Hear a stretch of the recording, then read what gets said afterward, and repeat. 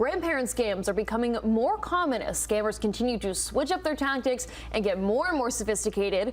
With more on protecting yourself and your loved ones, we have Kathy Buckworth here, the go-to grandma. I love that title. Kathy, what do we mean when we say grandparent scam? Right. Well, the classic grandparent scam is where a grandparent will either get a phone call or an email from someone saying, it's your granddaughter, Jessica. I'm in trouble. I need you to send me $100. Or it's your grandson, Joel. Can you send me money? Can you send me a gift card so I can buy something, etc.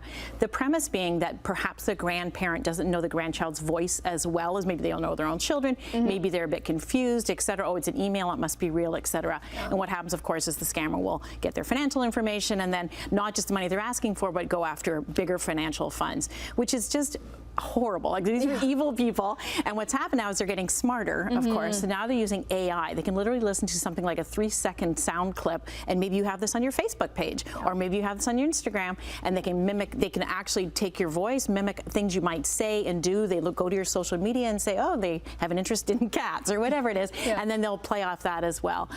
What they're also doing is actually not just going after people for financial gain, is what we're seeing now is they're actually trying to encourage the grandparents to vote in a certain way. So it's affecting the elections now, like, honestly, right? That's crazy to me. Terrible, right? So they're saying, granted, this is why you should vote for so-and-so. So what can we do to sort of help prevent this? Well, the number one thing is set a family password.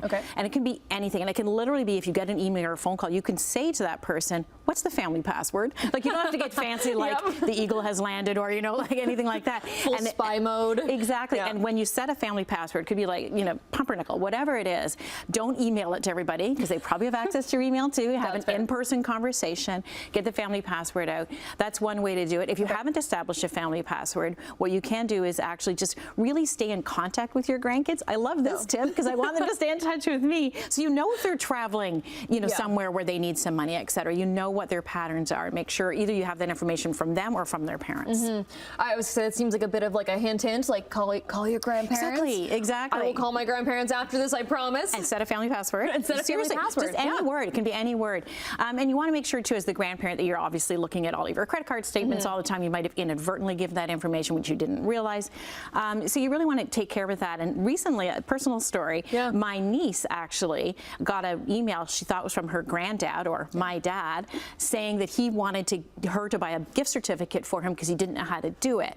And she luckily knows that he doesn't go on email anymore and he would never ask that of her. But if you didn't really know, you'd think, oh, I'll help my granddad out. I'll help my grandson out. And I heard from friends whose, you know, they got totally ripped off just trying to be a good grandparent. It's really heartbreaking and it's horrible. So if you're watching this, please pick up the phone, set a password, let your grandparents know where you're traveling if you're likely to have an emergency situation. I want to ask more about the election interference that's happening. That sounds really crazy to me. What is going on there? So what's going on there is, for instance, a grandparent will get an email or maybe a phone call, probably an email saying, the election is upcoming, here's why I think you should vote for this party. And they'll list all of these things.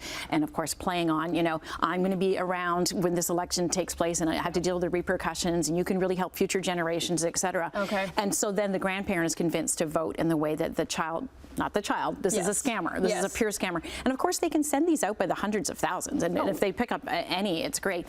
So again, if you get an email from a grandparent or a grandchild that doesn't seem like them, it's probably not them. Or again, just send it back and say, oh yeah, what's the family password? This is what I keep coming back to. But it's so easy to sort of break through that scamming cycle. And really talk with your grandparents about the, and your parents about the emails and the phone calls that they're getting. Pay attention to phone numbers. You and I were just making, you know, say we don't pick them up if we don't know the number. No, I let it go to voicemail if I don't know it. If it's important, they'll leave a voicemail and I'll call back. 100%. So that's convenience as well as not being taken in by someone who can probably be quite convincing on the phone. Oh, absolutely. So it's a real thing. I have a whole article on my website with these tips. Amazing. What is that website? Where KathyBuckworth.com. You can go there and find it, or you can go to my podcast at Go To Grandma. So I share lots of tips, not just on grandparent scams. Amazing. Well, thank you so much. We'll get up your information on our website as well. And that's all the time we have today, actually. We'll be back tomorrow with more Morning Live.